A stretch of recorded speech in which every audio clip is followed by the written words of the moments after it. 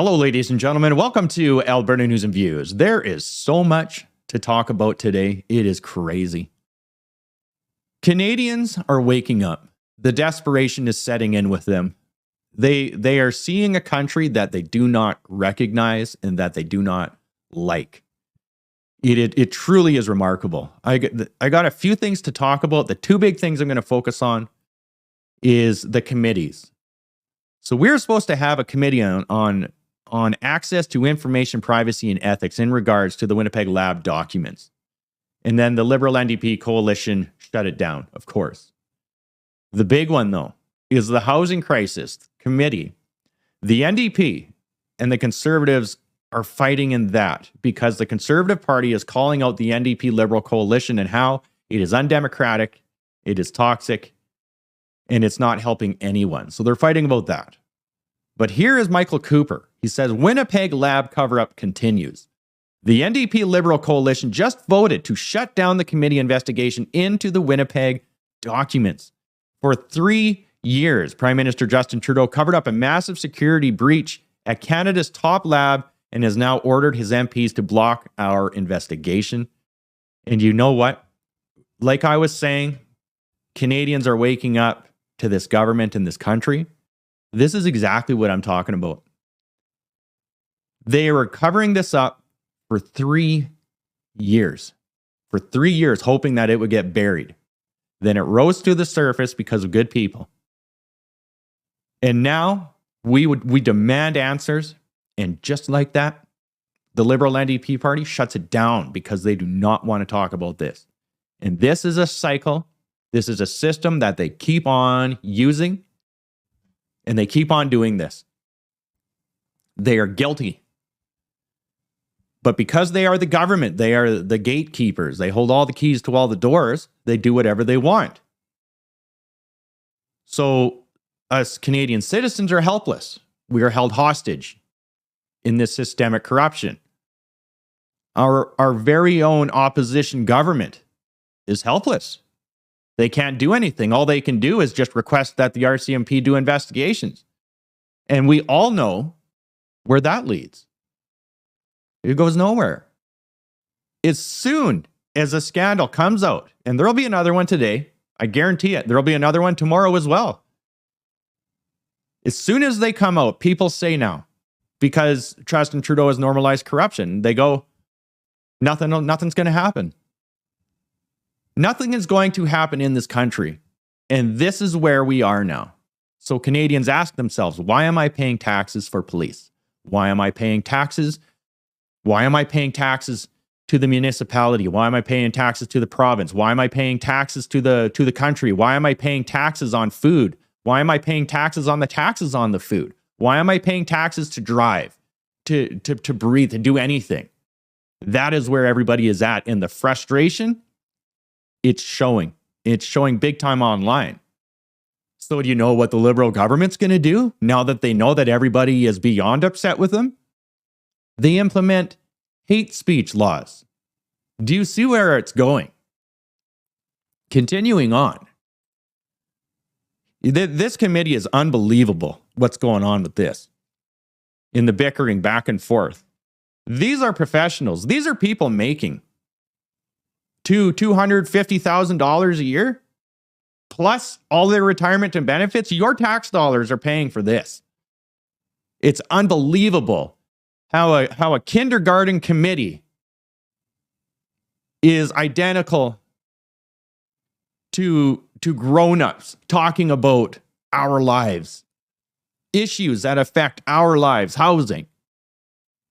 It's just crazy.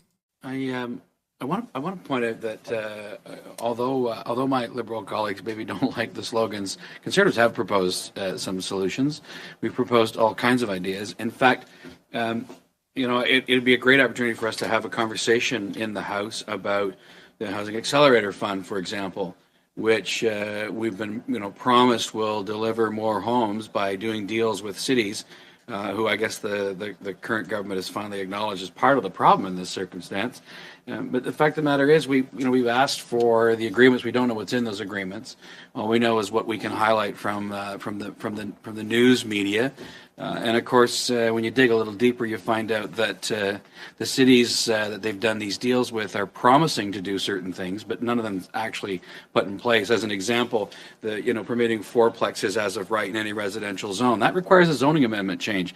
Not one of those municipalities has actually done that. So I'm actually calling this the Pay for Promises program, which is kind of the way this government operates. But we could talk about that in the House of Commons if we had the opportunity to take the minister's comments, report that in the House, and actually ask him directly about the Pay for Promises program as opposed to the Rewarding Results program that a Conservative government would offer. But I guess this is the point. I guess is that instead of having those debates in the House of Commons where we're supposed to have them, this government would rather hide behind their procedures and not talk about this kind of stuff in the House of Commons. So I find that disappointing that they have such disrespect for the chamber. But it'd be a great opportunity to propose some more ideas instead of just more photo ops. Thank you, Mr. Aitchison. I have Ms. Ferrari on the amendment. Thank you. To this amendment that the Liberals have put forward, that they don't want to speak in the House of Commons and debate and waste, in their words, valuable time to talk about the housing crisis. And to my colleague's point that the minister hasn't admitted failure, this is just facts. Like, the rent has doubled, housing prices have doubled in the last 8 years under this Liberal government. That's just facts. My point that I just want to make is I'd like to go to a vote and see where this is, because I think this amendment is bonkers. But to the NDP, I think it is going to be very up to them as we look at their sort of coalition, where they stand on this. Because quite frankly, for somebody who's been so vocal on preventing homelessness and standing up for people who are our most vulnerable, I sure hope they don't support this amendment that says don't vote for this or don't talk about this in the House of Commons to find solutions. Thank you, Ms. Ferrari. Seeing no further discussion, Madam Zarrillo on the amendment. Madam Zarrillo. Oh, thank you, Mr. Chair. And, I wasn't going to speak on this because, this is a political fight between the Liberals and Conservatives, who have both done terrible things over the last 4 decades to cut supportive housing for people. And I wasn't going to speak on it, but I'm really, really at the end of it, of the Conservatives trying to do their little fishing trips where they try to throw out comments about the NDP and myself and then just clip them and send them around. This is a serious issue, and I'm making serious choices as well as my NDP colleagues are, and the Conservatives are not a serious party when all they're trying to do is get clips. I don't appreciate it. I had no intentions of supporting the Liberals' amendment, and I don't appreciate the taunting, the tempting, the bullying. I don't appreciate it. So the NDP is saying that the Conservative Party isn't a serious party, yet Jagmeet Singh supports absolutely everything that he complains about when it comes to Justin Trudeau and trying to stay relevant. It is unreal. It gets better. Thank you, Mr. Rillo. Thank you.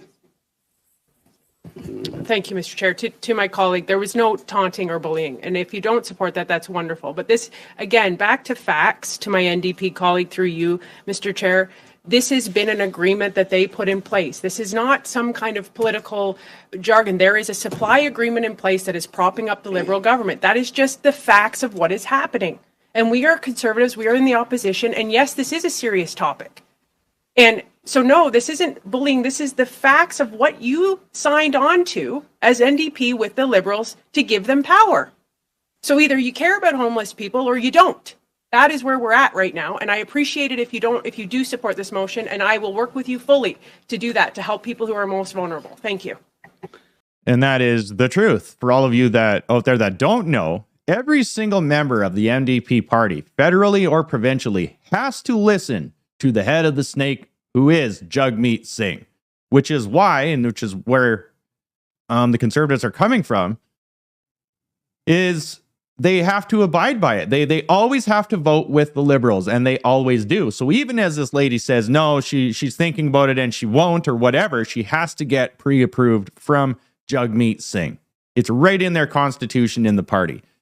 Don't believe me? Just look what's happening in Alberta. Alberta, the the members, the MLAs in Alberta for the NDP, they're running a leadership race right now, and on their platform for a lot of the leaders, these MLAs in the leadership race are saying that in their new policy they want to be separate from the federal NDP party. They want to break away from it because they don't like what Jagmeet Singh is doing with his coalition.